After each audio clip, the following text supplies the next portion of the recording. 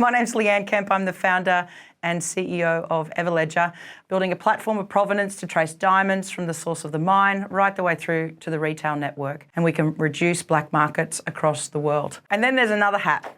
That hat's called Tap on the Shoulder, Queensland's chief entrepreneur, the Premier appointed under an honorary role, leading, inspiring, guiding all of the innovators across Queensland, startups and scale-ups, creating the very best environment for us to be able to create the world that we all want to live in into the future. Hi, I'm Julian, founder and CEO of Fiffy Solutions, an IoT people counting startup. We monitor foot traffic in order to optimize the utilization of building space. Hi, I'm Brkich and I'm the founder of Reel. And what we do is we allow people to record their will as a video and we store for release upon death. And we also provide a time capsule module for people to record messages to be released on a future date. Nav. Hi, I'm Nav and I created loansHub. The purpose of loansHub is to allow mortgage borrowers to beat the banks every time. What my system does is once someone borrows, they tend to set and forget the mortgage. And my system continuously reviews the mortgage, and when there's economic benefit for them to move, they prompt them to move to a better lender. G'day, my name's Rob Joseph. I'm a 23-year-old founder of a company called Anti-Ordinary. We make beanies that are as safe as helmets because we realise people don't like wearing helmets on the slopes, so we make something that's really comfy, really safe, and looks great at the same time. Hi, I'm Alborz Fallah. I'm the founder of caradvice.com, Australia's largest new car website, which I recently sold. I'm also the entrepreneur in residence at the University of Queensland's Idea Hub. Hi, I'm Sabrina Chakori, the founder of the Brisbane Tool Library. We allow people to borrow hand tools and other items, and in this way, we reduce household consumption. I'm also a PhD student here at the University of Queensland, researching zero packaging food systems. And in my free time, I am a UQ Venture Ambassador. Hi, I'm Grigaliunas, the founder and CEO of the world's biggest garage sale. We help communities activate large-scale events for the circular economy by rescuing and saving the dormant and underutilised resources in the community. I am an evolving founder of relationships here with the University of Queensland. We're really excited to be working with some of the academics and researchers around understanding the value of the second-hand economy and how it has positive impact for sustainable development goals. Okay, question one. Did you always plan on starting your own business, Barbara? No, I definitely didn't. I guess I never really knew what I wanted to do. And I think one of the really funny things was that it wasn't until after I had children that it even entered my mind. Now I have two businesses and I could never go back and work for someone else again, ever. No, I never planned on starting my own business. After 10 plus years in banking, I decided, well, I was going to go out and beat the bank somehow. So I created this platform. And like you, I don't see myself ever going back to working for the man. Well, that's a good question. Basically, I come from a conservative household where my mom and my dad basically said, like, search for a secure job where you have a steady income. And that's what I did for my first 5 years of professional career. But in that time, I somehow also figured out you're not quite satisfied with just the employee career. So that's why I somehow switched over to starting my own business. Maybe I didn't always want to start my own thing, but I never compromised on my values. And it was really difficult to find, a social and environmental sustainable business. And at a certain point, I said, well, you know what? If these opportunities are lacking for me, probably they're lacking for other people as well. So let's start it. And that's how I started in 2017. I think I'm just really passionate about the work I do. So even if it's not my business, I feel like I work in businesses as if it is my business. So it's probably the answer is yes. No, I didn't. Actually, I started my own business because I've realised I'm unemployable by virtue of my attitude. The way I see things, the way I talk and interact doesn't necessarily fit in the hierarchical space of having a real job. I've always been curious about solving problems and creating things. So I began my own business in the mid-90s and ever since then have never looked back. I always wanted to do something different, be it within somebody else's company or my own, and just ended up being the way that it needed to be, that I did it myself. Right, so it's the first one you started? This is my first one. Okay. What about you? Car advice was the 17th one I started. So I guess the answer to that question would be definitely a yes. I was absolutely petrified of having a normal job. So I didn't want to work with somebody else. I tried it once and it was soul crushing. So I decided that wasn't for me. Let's give it a go. All right. Have you ever fought with a co-founder? No. The reason is I own the business 100%. I was always told that I should get a co-founder because I'm a female and that females need co-founders.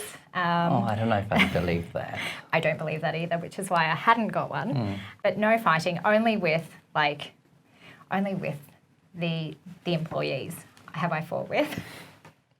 No, so, well, I don't have a co-founder. I'm actually married to my co-founder, so my answer is yes.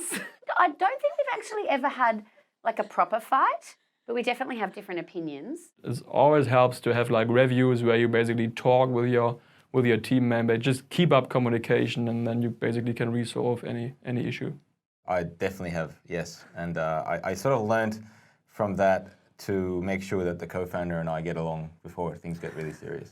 I don't fight with my co-founders because we're all very good mates, but we have this thing called robust discussions where we respect each other enough to have disagree passionately without, worrying about the friendship, or, we're still always able to have a beer at the end. So I've been really lucky with my co-founders in that way. Yeah, it's really helpful.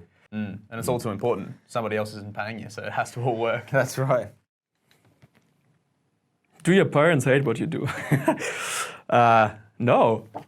I guess they always trust, they put trust in what I'm doing. They just say, we are happy when you are happy, and that's it. No, not at all. My parents are awesome.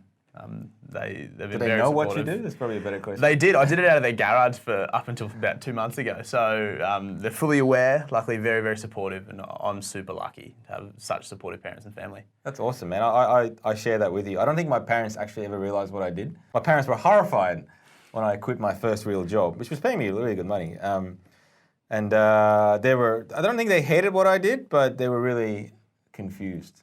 I think my mum still doesn't understand what I do.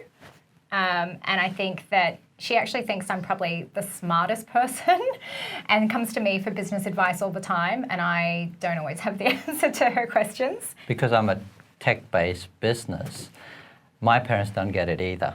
And a common question my mother asks is, have you started making money yet? I'm like, I've just launched, get off my back. I think my mum thought I was a bit crazy quitting my job. I had a really great job, but she believed in me so much that even at probably our darkest times, she would have always thought that I will pull through. I think she supports and she understands and she's very proud. Yes. But at the same time, she always assess my risks a bit more than what I do. Here you go. Thank you. Did you become an entrepreneur to actually help people or just to earn a quick buck? Well, it wasn't quick. Anyone that thinks you earn a quick buck being an entrepreneur is a moron. In all seriousness, if that question it does not understand the job of an entrepreneur. I have never met a decent entrepreneur or a good entrepreneur that has made a lot of money quickly. It just doesn't happen. Look, for me, the Car Advice was a business that helps people buy the right car for them. So I guess you can say I'm helping people, but it would be a lie to say that the point of the business was primarily to help, but also it was obviously to earn money and build something that has value. Ours is along the lines of helping people at least, because ours is about snowboarding helmets, but also cycling and wakeboarding, all that kind of thing. It's kind of in the pursuit of having great times with your mates. So it is helping people, but it's more so engaging with people and being alive with people and not hitting your head and having a great time. And that's one of the biggest ones, although we have started a side company called Janui, which is making helmets for kids with epilepsy. Oh, okay. And that's definitely to help people. If you just want to earn money and don't want to help people, I think you won't earn money, because you have to solve a problem and help people in order to get money. The whole platform is designed to help home loan borrowers, not help me, because the idea is to beat the banks every time and empower the home loan borrowers. I completely went in for I don't need to make money. I'm doing this for the sole purpose of being able to provide something to people that I believe they all need. And I then realised so many months into this that actually I should be trying to make money out of this. So it wasn't the quick buck at the beginning, definitely not even a thought. No, I certainly didn't start motivated by earning a quick buck. I think I'm more motivated by being able to form the world and the environment that I want to live in, whether that is security in my own asset build or whether that is to take my ideas and enable it in a physical form. There's nothing quick about earning a buck as an entrepreneur. No, I'm definitely not earning anything yet. So I just think, well, I started, my social enterprise probably to give those chances to Brisbane to have, a social enterprise with purpose, business models that includes, social and environmental outcomes. But beyond my own little, organization, I think I put my work into there to build a larger vision where we should all redirect. I quit my job and gave away a really great salary and lots of perks to earn no money and build a business that has impact in the community. And for me, I've always loved making a difference, and I feel like that's my why. I really don't mind so much about the vehicle that I'm in terms of the business, but I really want to ensure that what it is that I'm doing is making a difference for people. We've seen this evolution of, if you focus on the money, all you ever get is money. But if you actually focus on the people and the planet, then that's when you have the biggest impact of all. Next. Has a business idea or situation ever gone against your personal values? What the hell did you do? No. Actually not. No, not so far. Not so far. We're always very careful to make sure that our personal values are aligned with what we do, because otherwise you lose yourself in the company and it doesn't really work. So I think staying close to your morals and your ethics is important. We haven't strayed from that so far. Yeah, I would agree with you. I've had plenty of situations where it's got to a cross point where, I could have gone either way, and I've always picked sticking with my ethics and my moral values. And I'm pretty good. It cost me a lot of money, but I'm happy I did it, because I don't know I would have been happy about it if I'd gone the other way. As long as you treat your staff and the wider community as people and think of them as if they were you, and what would you like happen to you if you were in their situation, I think you'd always make the right decision. Yes, all the time. Especially in the entrepreneurship world. So, for example, we still don't have T-shirts because I tried to get them printed on second-hand one, and none of the business in Brisbane wanted to do it for a small amount of T-shirts. Yeah, and so I thought, well, maybe we don't need T-shirts then. we went with 4 aprons that we swap when we are there. When I was creating Reel, I was being torn down some paths by my developer saying, oh no, you've got to make it a habitual use, it's got to be every day. So we need to do all these other things to it that did kind of go against some of my values.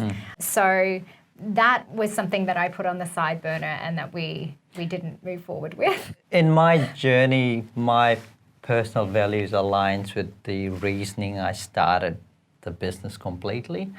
So I've never really had a situation where I've had to go against my personal values. Is there job security? No. If you want job security, don't go into business.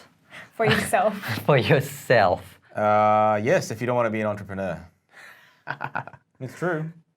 Yeah, I'd agree. Yeah. I'd agree. The whole thing crashing tomorrow was a big fear, and also a very real one. So I guess. Yeah, if the words job security are sort of top of mind for you, I suspect entrepreneurship probably doesn't sit on the same level, because those two things don't really go hand in hand. You have to be able to take a lot of risks to be an entrepreneur, and even more risks to be a successful entrepreneur. So job security, I would say probably not. 1 out of 10 startups survive. So the job security really isn't there. You as a co-founder, you have to think which society do you want, because not only you're thinking about your own job security, but with this externalization of costs, etc., you're basically ruining the job security of everyone. So employ people, build a human relationship, they have to be part, I think, of your project, and you can't just outsource from here or some other, global south country because it costs you less. Life is about growth, growth of our planet, growth of our person. And for me, if you stay in a job for too long and you don't feel like you're growing, I actually feel like you need to just jump ship, get out and take a risk, because the magic happens outside of your comfort zone. And for me, job security almost like stifles people. I mean, we are now in the times where our profession will probably change every 5 to 10 years. My father is working in the same company since 40 years. I think these careers are long over and outdated. I guess we have to search every 5 years for a new career, basically. And I'm excited to do that, actually. And this is the last question. Okay. The odds are against you. Is entrepreneurship worth it? Definitely. I think definitely. If you are willing to take the risk. It is 100% worth it, and the amount of people that I've met that are on similar journeys in different areas is amazing, and I wouldn't want to lose those friendships, and I wouldn't have made those friendships without this. But it's definitely something that, if you just think that it's a cool, trendy word, it's not, and you'll cry yourself to sleep way too many times for it to be worth it, ever. Of course it is. If you have the chance to create something and build something big and give people a chance to also be employed in your company and basically thrive and are the cause of growth, then I think it's something deeply fulfilling too.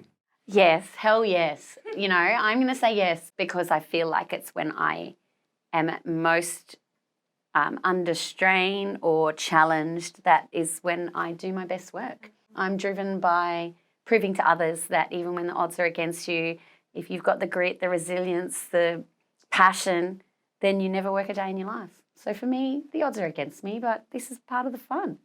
I think that, at least for myself, entrepreneurship is not really a choice, it's more a necessity. I think that if we don't redesign, if we don't speak up, if we don't prove that another different system, more social and environmental sustainable exists, well, then it's not worth waking up in the morning. So it's really driven by the necessity for me. For me, it is. Waking up and doing something that I love every day with people that I love every day. That's awesome. And being able to go to the slopes and talk to people and chat to customers, that's the biggest thing in the world for me. So all that stuff is worth it. There is a lot of sacrifice involved. And I guess to comment on that properly, you probably have to catch me in a couple of years and see how it all goes. We're not nowhere near done with this company yet, so I think only then I'll be able to give a fair response. I would say it's 100% worth it. And as someone that failed so much, like I'm a master of failure, I'm so good at failing, I still kept coming back and trying again because I knew it would be worth it, and thankfully it was. Damn straight it's worth it, because that problem should not exist here today. To have child labour, to have places in the world that still don't allow girls to go to school, yep, that problem is worth solving forever. So we're going to do something about it.